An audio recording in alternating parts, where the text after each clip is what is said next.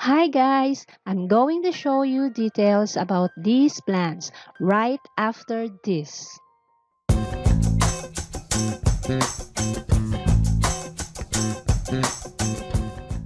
And we're back. Here's the collection.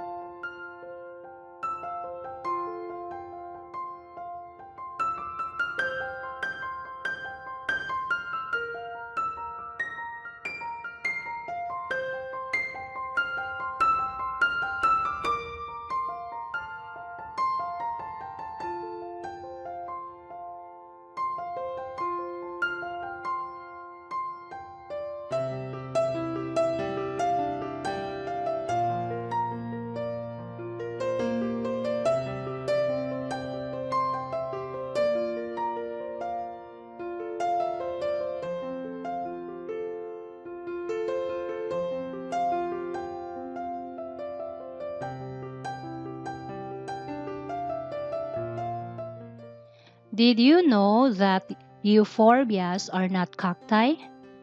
The two major differences between euphorbia and cactus are: number 1, cactus have aerial where thorns grow, while euphorbia don't have. Number 2, most euphorbia have poisonous white sap, while cactus don't have.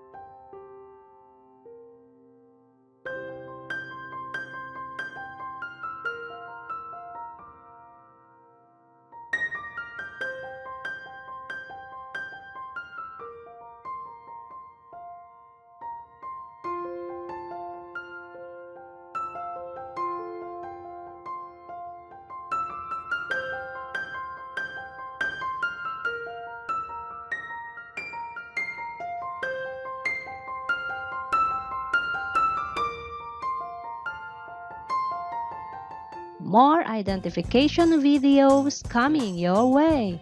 Don't forget to subscribe, like, and share. Happy succulents gardening!